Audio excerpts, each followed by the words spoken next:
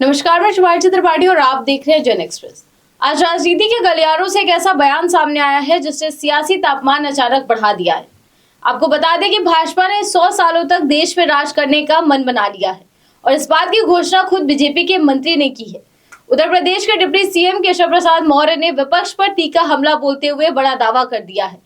उन्होंने सीधे तौर पर राहुल गांधी को निशाने पर लेते हुए कहा, अगर राहुल गांधी कांग्रेस का नेतृत्व करते रहेंगे तो भाजपा को सत्ता से हटाना तो दूर 2047 क्या 2147 तक भी कोई नहीं हटा पाएगा। उनका ये बयान अपने आप में एक बड़ा राजनीतिक संदेश देता है और आने वाले चुनावों को लेकर रणनीतिक संकेत भी माना जा रहा है।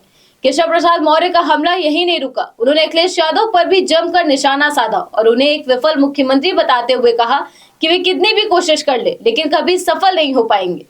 इस बयान से साफ है कि भाजपा अब यूपी की राजनीति में विपक्ष को पूरी तरह घेरने की रणनीति पर काम कर रही है। डिप्टी सीएम ने अपने बयान में भाजपा और एनडीए की ताकत को भी जोर शोर से पेश किया। उन्होंने दावा किया कि इस समय देश के करीब 80% भूभाग पर भाजपा और एनडीए की सरकार है और आने वाले चुनावों में इसे 90% तक पहुंचाने का लक्ष्य है। उन्होंने 2027 के यूपी और उत्तराखंड विधानसभा चुनावों का जिक्र करते हुए कहा कि ये राज्य तो पहले से ही भाजपा के पक्ष में है, लेकिन इस बार पंजाब और हिमाचल प्रदेश में भी जीत की उम्मीद जताई जा रही है। डिप्टी सीएम ने 2024 के लोकसभा चुनाव का हवाला देते हुए कहा कि विपक्ष ने संविधान खत्म करने और आरक्षण हटाने जैसे आरोप लगाकर माहौल बनाया था, जिससे उनकी सीटें कुछ बढ़ी थी, लेकिन इसके बाद हरियाणा, महाराष्ट्र, दिल्ली, बिहार और पश्चिम बंगाल में भाजपा की जीत ने साबित कर दिया कि जनता का भरोसा आज भी भाजपा के साथ है।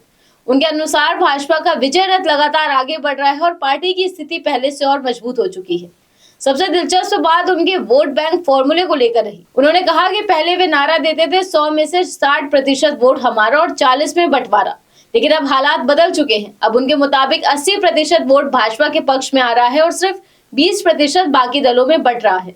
ये बयान सिर्फ एक दावा नहीं बल्कि राजनीतिक तौर पर एक मजबूत मनोवैज्ञानिक संदेश देने की कोशिश भी है। इस दौरान उन्होंने अपने मुख्यमंत्री बनने के सवाल पर साफ किया कि भाजपा में व्यक्ति नहीं बल्कि पार्टी निर्णय लेती है। उन्होंने कहा, जब पार्टी और विधायक दल चाहेगा तब कोई फैसला होगा। यानी उन्होंने अपनी इच्छा जाहिर तो की, लेकिन अंतिम निर्णय को पूरी तरह पार्टी पर छोड़ दिया। अगर इस पूरे बयान का विश्लेषण करें तो ये साफ होता है कि ये सिर्फ एक राजनीतिक टिप्पणी नहीं बल्कि एक सोची समझी रणनीति का हिस्सा है।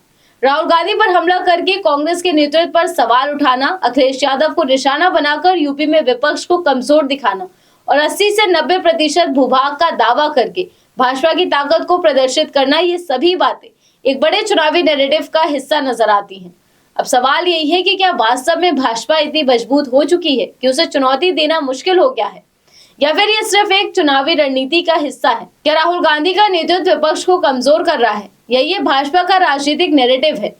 ये आने वाला समय ही बताएगा, लेकिन फिलहाल इतना जरूर है कि इस बयान ने सियासी बहस को तेज कर दिया है। अब देखना दिलचस्प होगा कि विपक्ष डिप्टी सीएम के इन दावों का क्या जवाब देता है और 2027 के चुनावों को लेकर अपनी रणनीति कितनी मजबूत करता है। आज इस खबर में बस इतना ही। देश दुनिया की तमाम खबरों को जानने के लिए आप जुड़े रहिए जन एक्सप्रेस के साथ। धन्यवाद।